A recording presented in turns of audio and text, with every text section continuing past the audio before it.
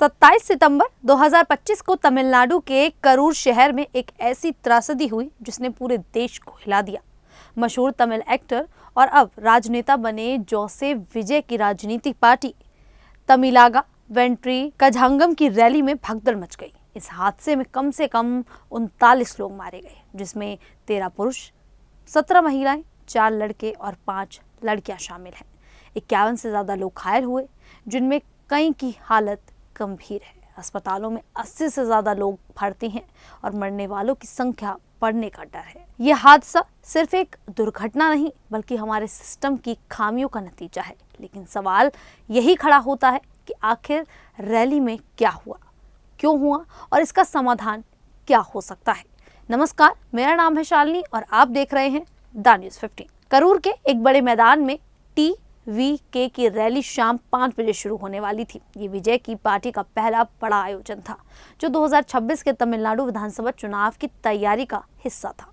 विजय के लाखों फैंस, खासकर युवा और महिलाएं, उन्हें देखने दूर दूर से आए। पुलिस ने अनुमान लगाया था कि 20-25 हजार लोग आएंगे, लेकिन भीड़ 50,000 से ज्यादा हो गई।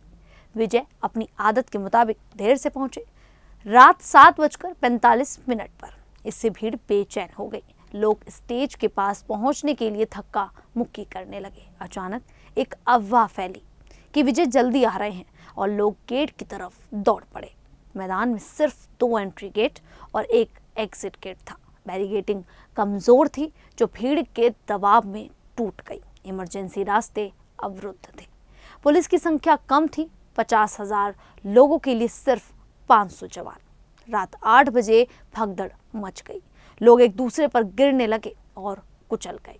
चीखें गूंजी, लेकिन मदद देर से पहुंची। एम्बुलेंस को ट्रैफिक जाम ने रोक लिया।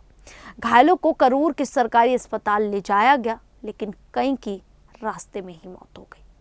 वायरल वीडियो में एक मां अपनी बेटी को बचाने की कोशिश करती दिखी, पर नाकाम रही। एक पिता का बेटे की लाश को सीने से लगाकर रोना हर किसी को रुला गया। 39 मौतें सिर्फ आंकड़ा नहीं, बल्कि टूटे परिवारों की कहानी है। मरने वालों में 9 बच्चे थे, जो स्कूल बैग लिए माँ बाप के साथ आए थे। 17 महिलाएं थीं, जिनमें कई गृहिणियां थीं। एक परिवार ने अपना इकलौता 12 साल का बेटा खोया। करूर शहर शोक में डूब गया। स्कूल, दुकानें बंद हो गई। अस्पतालों में मरीजों की भीड़ है। 25 महिलाएं और 26 पुरुष घायल हैं। कई वेंटिलेटर पर हैं। तमिलनाडु सरकार ने मृतकों के परिवारों को 5 लाख रुपए मुआवजा देने का ऐलान किया। पीएम मोदी ने 2 लाख रुपए की सहायता की घोषणा की।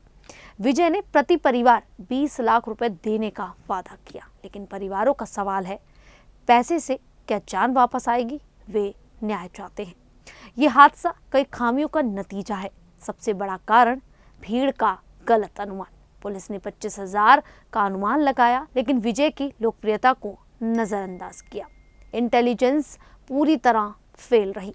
सिर्फ 2 एंट्री और एक एग्जिट गेट। इमरजेंसी रास्ते बंद थे, बैरिकेडिंग कमजोर थी, CCTV थे, लेकिन निगरानी कम।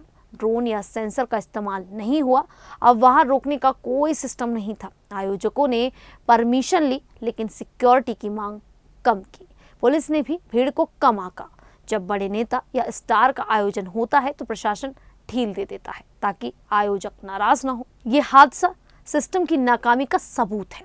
हादसे के बाद तमिलनाडु के CM M.K. स्टालिन ने जुडिशियल जांच के आदेश दिए, जिसकी अगुवाई रिटायर्ड जस्टिस अरोड़ा जगदीशान करेंगी। डिप्टी CM उदयनिधि स्टालिन ने विपक्ष AIADMK के आरोपों का खंडन किया कि सिक्योरिटी कम थी। विजय ने वीडियो में शोक जताया और कहा, मेरा दिल टूट गया। TVK ने मद्रास हाई कोर्ट में स्वतंत्र जांच की याचिका दाखिल की, जिसकी सुनवाई 29 सितंबर को होगी। पुलिस ने TVK पार्टी के 3 नेताओं बसियानंद, GR, निर्मल कुमार और मटियालागन पर केस दर्ज किया। इन पर आरोप है कि बिना पूरी परमिशन के इवेंट और ट्रैफिक जाम हुआ।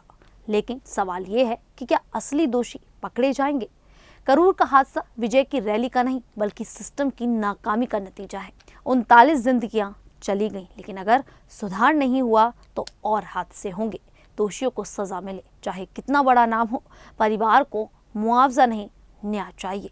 प्रशासन, पुलिस और नेताओं को जगना होगा। ये आखिरी हादसा हो, ऐसी उम्मीद है। आप सभी को ये जानकारी सुन कैसा लगा, आप हमें कमेंट करके ज़रूर बताएं। अभी के लिए इतना ही, फिर हाजिर होंगे ऐसी ही देश और दुनिया से जुड़ी बड़ी खबरों के साथ। तब तक के लिए देखते रहिए द न्यूज़ 15।